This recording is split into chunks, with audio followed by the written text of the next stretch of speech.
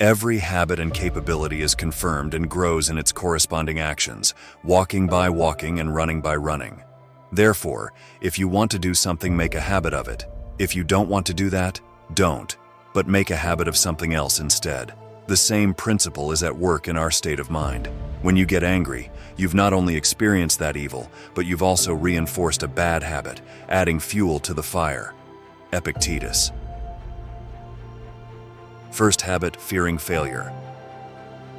My friend, the impediment to action often stems from the paralyzing dread of failure and disaster in undertaking new endeavors beyond familiarity. Yet, as Marcus Aurelius wisely observed, confronting obstacles advances excellence as we transcend fear through resilient perseverance.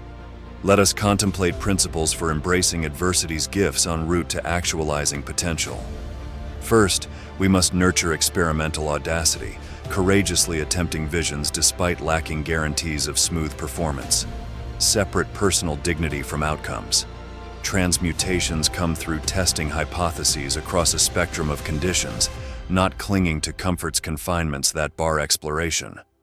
Error often illuminates methodology's evolution. Release narrow definitions of success to include progress via failures navigated prudently. Thereafter, train persistence in skill acquisition to translate fleeting missteps into cumulative grasps after reviewing results calmly. Each setback seeds comprehension of nuanced variables impacting the next phases. Compound incremental gains toward eventual victories spanning years, not days. Trade thin-skinned perfectionism for thick-skinned progress across iterative learning curves. Resilience arises through such perseverance, unfazed by roadblocks. Incubate ambitions by rejecting unrealistic demands for flawless instant creation, as if geniuses emerge fully formed without weathering seasons of coming undone through repeated attempts. Mastery lives on the far side of uncertainty, navigated responsibly. Second habit, complaining constantly. Excessive complaining indicates a mind infectiously focused on the negative. Each minor inconvenience or dissatisfaction becomes worthy of lamenting aloud or mentally brooding over. In the process, we drain our finite mental energies that might be better directed toward constructive ends. The Stoics understood mental energy as a precious resource not to be squandered. Constant complaints also breed discontentment, resentment, and even anger, as we dwell on what fails to meet our expectations and assumptions. Here the Stoic notion of detachment from externals is instructive. Is that minor offense truly worth disturbing our equanimity over? By practicing non-attachment to preferred outcomes and events beyond our control, much common fodder for complaining loses its grip over us. Moreover, complaining rarely solves anything directly. Behind frustration may be reasonable desires for improvement, but complaining alone realizes little. It is better to channel that dissatisfaction into solution-focused thinking and action, or, if the matter lies beyond one's control, to practice acceptance. Here, gratitude enters as an antidote to complaint. Training our attention to regularly acknowledge and appreciate gifts, great and small, crowds out negative preoccupations. By focusing on what we have rather than what we do not, fresh possibilities unfold before us. Each moment's frustrations become balanced by the many blessings that surround us, if we pause to notice them with gratitude. So, in sum, excessive complaining signals an undisciplined mind leaking precious energy. By practicing non-attachment, solution-focused thinking, and regular gratitude, we retain our mental vigor for worthy pursuits. Most indignities prove fleeting anyway. Why expend days immersed in complaint over what cannot last? It is better to live fully and purposefully in the present, come what may. Third habit, giving in to impulses. Giving in to our momentary impulses without careful thought often yields poor outcomes. Yet we have all indulged in an impetuous urge from time to time. By pausing to question our impulses rather than automatically indulging them, we create space for wisdom and discernment to guide our next moves. The ancient philosophers advised avoiding rash action by considering counter viewpoints. We also do well to contemplate likely outcomes before acting. Will this purchase bring lasting happiness or buyer's remorse? Such questioning cools our impulses enough to respond consciously rather than from rote impulse. It further helps to view our urges at a psychological distance, to watch them arise and perhaps dissipate like waves on the ocean, rather than being swept up in each one. This builds self-awareness of our typical impulses and their chain reaction consequences in our lives. Accepting occasional impulsive decisions as part of being human while working to minimize them strikes the right balance. As for restraint itself, we must guard against confusing repression with restraint. Repression reflects inner turmoil projected outward, an automatic denial of impulse stemming from inner turmoil. True restraint reflects freedom and power, a conscious pause before action aligned with wisdom and higher aims. By occasionally affirming our freedom in intentional non-action, we avoid the accumulation of impulsive decisions we later regret. In all this, philosophy, psychology, and mindfulness converge. Creating spaces between impulses and actions bears tremendous dividends for a life built on conscious choices rather than instinctual reactions. Each moment of restraint becomes another opportunity to consult our principles and envision the consequences before us.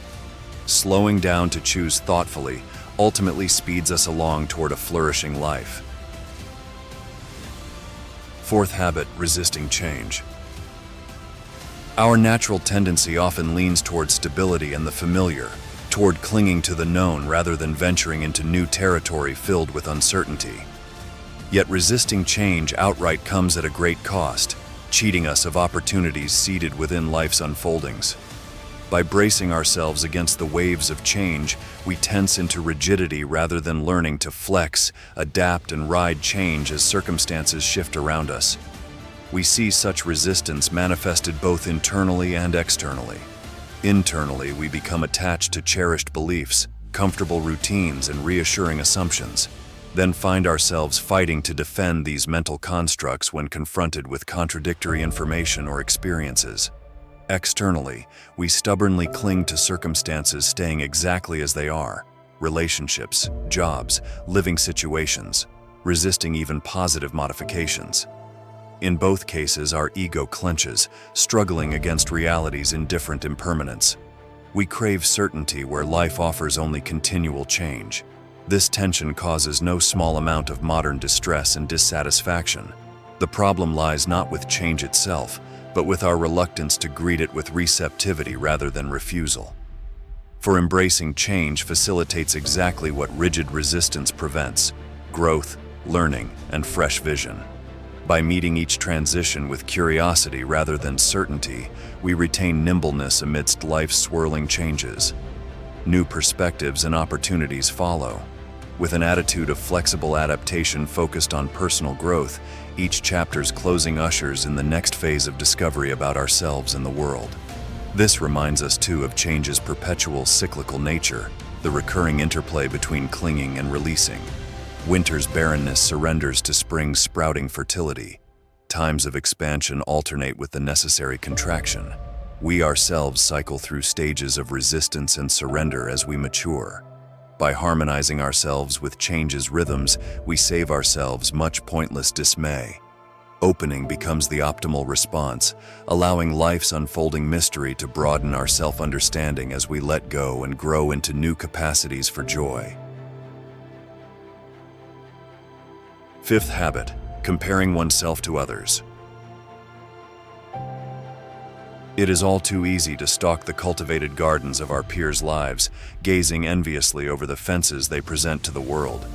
Their social media harvests burst with juicy blessings, prestigious jobs, exotic travels, markers of social status and influence that stir our insecurities to life. As we scroll and compare, our own life plot seems meager. Why can't I attract what they have? Such comparisons rarely motivate us to move forward constructively. More often, they trap us in endless shoulds fueled by envy, resentment, and even self-loathing. Yet just as their manicured timelines rarely show struggles endured, our tendency to compare externals overlooks the singular soil each individual life grows from.